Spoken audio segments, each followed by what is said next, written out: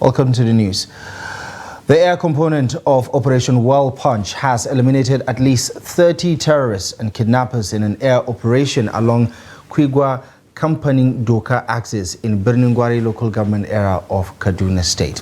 The Director of Public Relations and Information of the Nigerian Air Force, Air Vice Marshal Edward Gapkwet, revealed this in a statement released to newsmen on Monday in Abuja. Gapkwet says the strike followed intelligence received on the movement of criminals along the axis.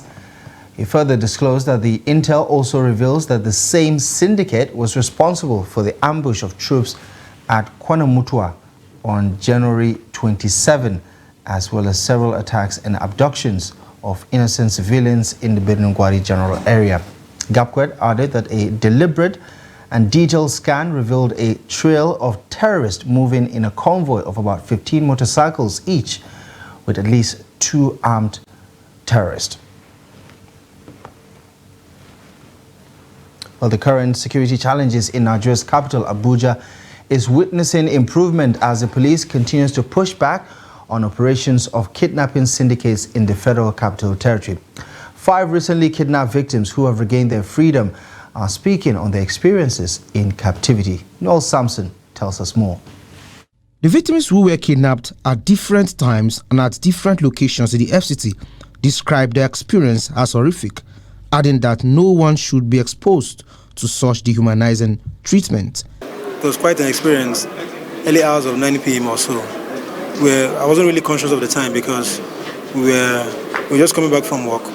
And then we encountered them on the road and they opened fire. The last thing I remember was that they took my phone and they took me away. But they shot the gunshots they fired actually hit my wife on the neck. She still has it. I just give all glory to God because as a Christian, all I was doing then, I was not thinking about anything. All I was doing was just prayers because I didn't see myself being killed. We got to a certain point, they started asking us to identify our phone, we should unlock it. Funny enough, the guys were not even able to operate smartphones, so they were asking us to unlock it and switch it off. So we are praying at the mountain around that 1:30 a.m.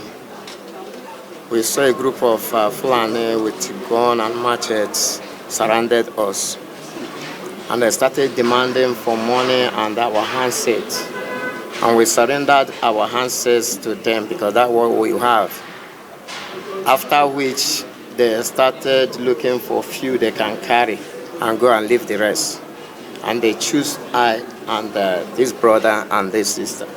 Meanwhile, the command has reiterated its commitment to safeguard the life and property of FCT residents. I wish to inform the general public that several hideous crimes have been prevented by the FCT Police Command without people knowing. The FCT Police Command is always committed and will always be committed to work with you residents of FCT, Federal Capital Territory, to defeat crime and criminality. We all need your cooperation and support by using most of these emergency numbers to report any crime or when you notice any mysterious movements and strange faces within your environment. The command urged FCT residents to cooperate with the force by availing it of information that will aid its officers in the discharge of their policing duties. Noel Sampson, Trust TV News, Abuja.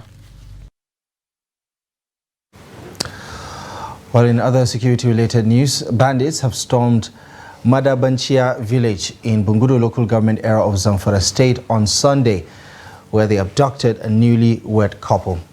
According to eyewitness reports, the bandits stormed the village on foot at around 11:45 on Sunday.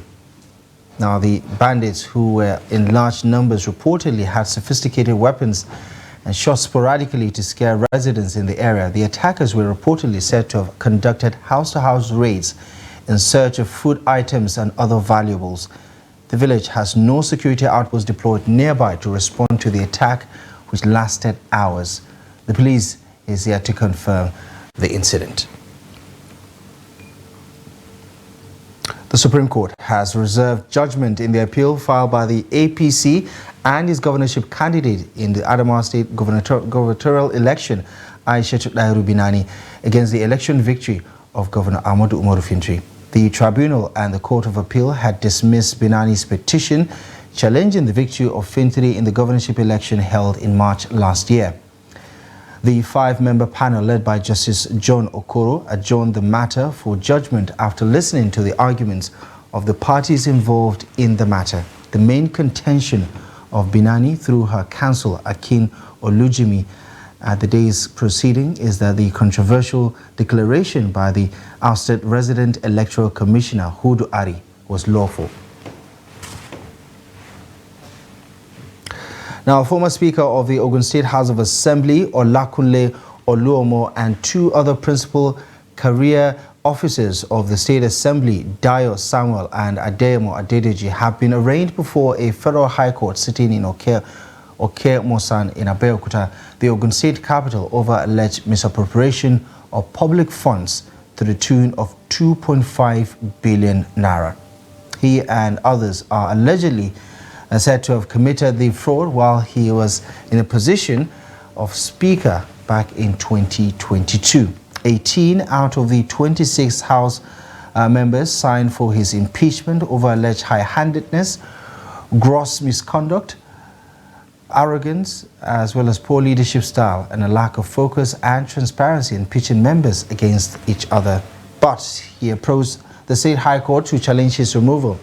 On Monday, shortly after the trio were docked at the High Court, the court discovered that counsel to the anti-graft agency could not appear before the court. The case has been adjourned for further hearing to 29th of February and 1st of March this year. Staying with developments in the courts, the trial of the chairman of Ibeto Energy Development Company, Cletus Ibeto, over an alleged 4.8 billion naira fraud was on Monday stalled at the Lagos High Court, sitting in Ikeja, owing to the return of the case filed by the trial judge, Justice Ismaila Ijelu, to the Chief Judge of the court, Justice Karim Alogba. Justice Ileju told lawyers that the case could not proceed until the Chief Judge decides on the various petitions by the defense challenging jurisdiction of the court to hear the case, as well as accusing the judge of bias. Last year, the Economic Community of West Africa, the Economic and Financial Crimes Commission, EFCC, had charged the defendant before the court alongside his companies, Ibeto Energy Development Company and Odo Holdings Limited, on a 10-count charge bordering on allegations of conspiracy, fraud, forgery, and fraudulent use of documents.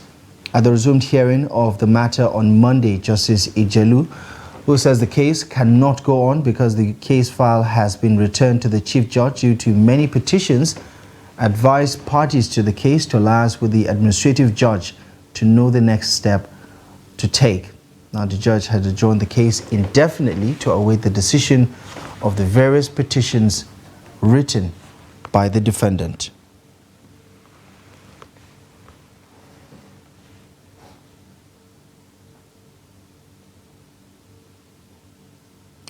The Nigerian Bar Association's section on public interest and development law has urged a court to sack the Minister of Art, Culture and Creative Economy, Hannatu Musa, from office for allegedly violating the National Youth Service Corps Act. The organization also asked the court to compel the NYSC to nullify the certificates given to Musawa and a music promoter, Kenny Ogbumbe, alleging that the issuance of their certificates were contrary to provisions of the NYSC Act. Musawa, Kenny Ogbumbe, NYSC and the federal government are the first to fourth respondents in the case. The plaintiffs alleged that the mobilization of Musawa and Kenny Ogbumbe for the mandatory one-year service after exceeding 30 years was, quote, unlawful, illegal and an affront to patriotism. They also alleged that Musawa and Kenny Ogbumbe's purported national service and certificate of service purportedly issued by the NYSC should be declared null and void.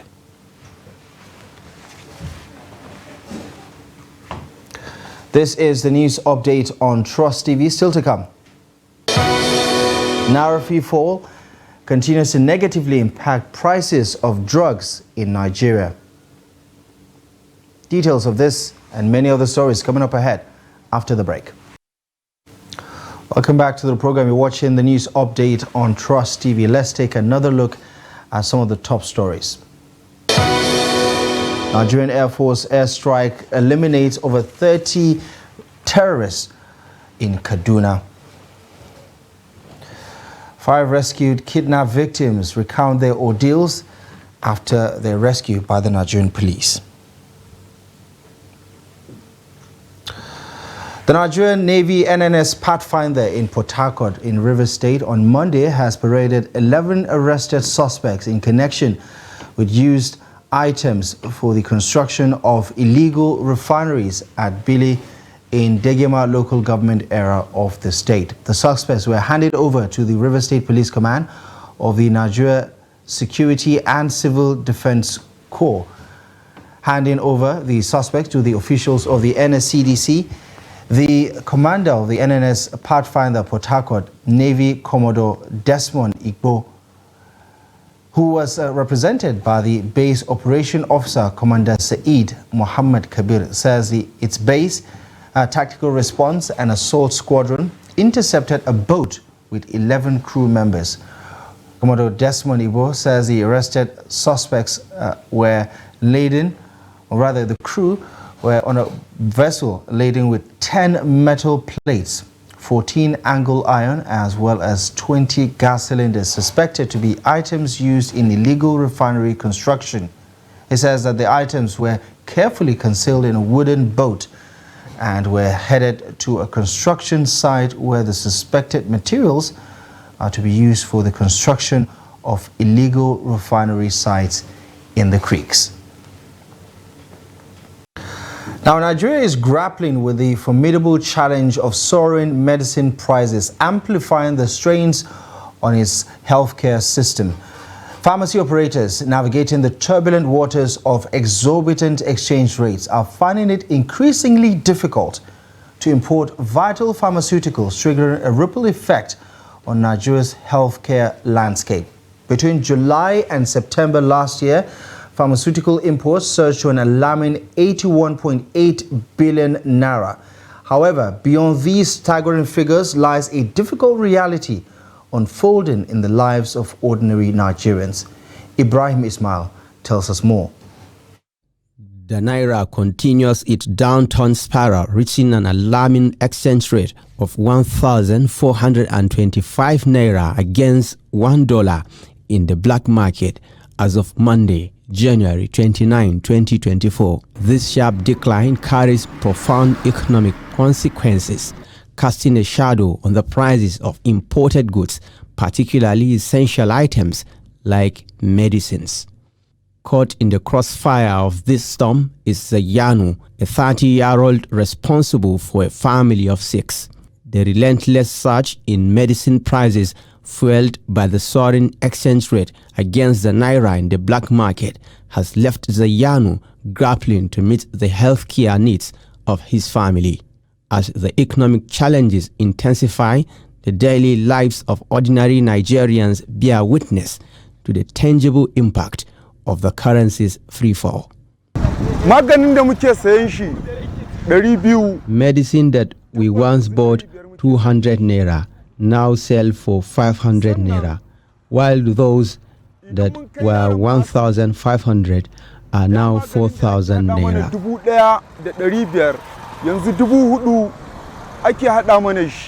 The escalating cost of drugs are exacerbating the already dire economic conditions in the country. This unfortunate situation is making it increasingly challenging for people to access essential medication, further compounding the difficulties imposed by the economic downturn.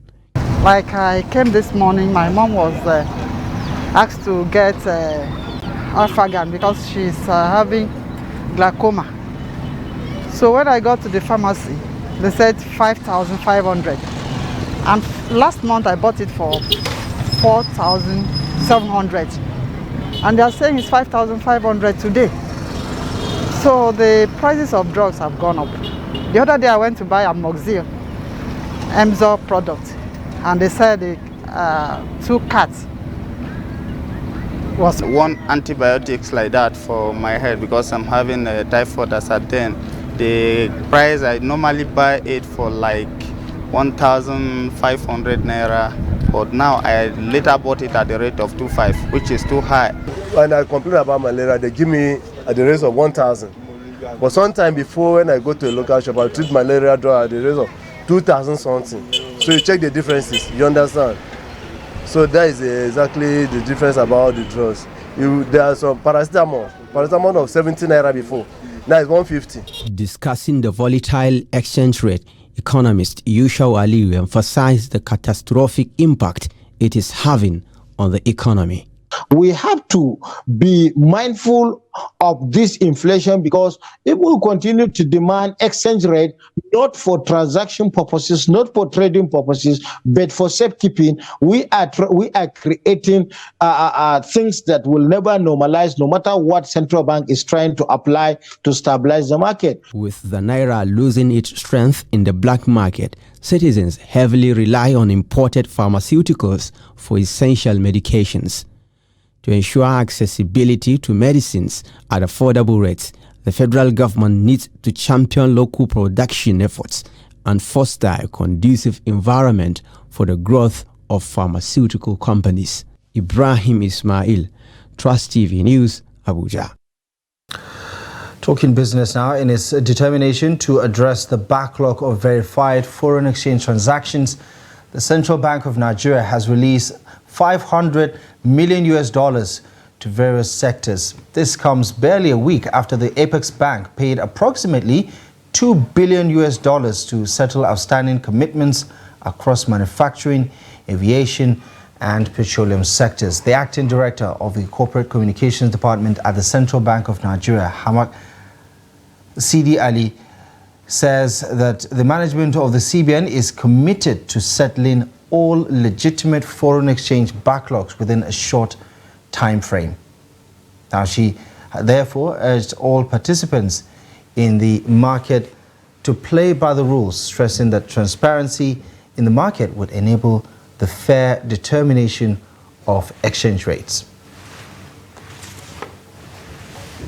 On the international scene, more than 50 people, including women, children, and 2 UN peacekeepers were killed in attacks along South Sudan's border with Sudan. Officials say in a statement that the deadliest in a spate of incidents since 2021 related to a boundary dispute. Armed young men from South Sudan's Warab state carried out the raids into the neighboring Abyei region on Saturday. Bullis Koch, the information minister for Abyei, said in a statement on Monday. Abyei is an oil-rich area that is jointly administered by South Sudan and Sudan, which have both laid claims to the region. Kochi told Reuters that 52 local residents, among them women and children, as well as police officers, were killed during the attack on Saturday, adding that 64 people were wounded.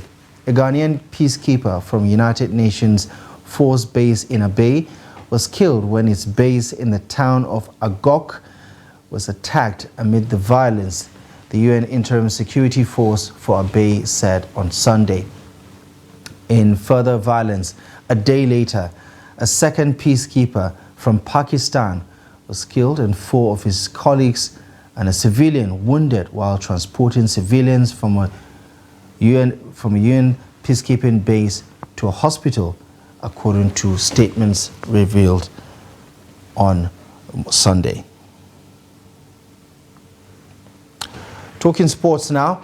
Players of the Angola national team have received cash rewards and material gifts ahead of Friday's Africa Cup of Nations quarter-final against Nigeria's Super Eagles.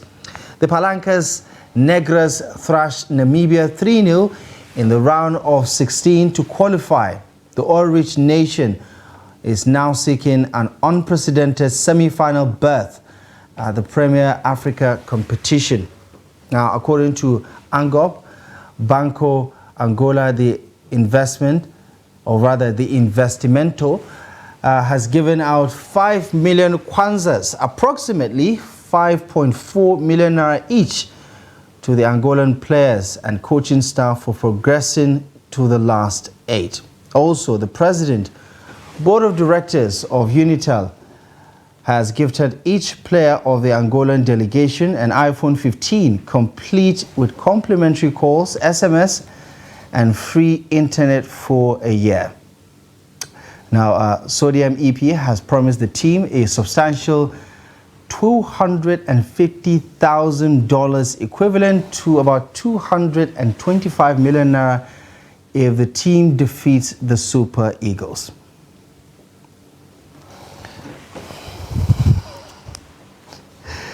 Well, I hope there is no return policy on that gift, because they're not going to beat the Super Eagles anyway. Well, good luck to the Angolan team. That is it for the news at this hour. Thank you most kindly for joining us. We'll be back with more news later at 6. For now, follow us across our social media platforms to catch up with more content. My name is Abdullah Ahmed. Thank you for watching.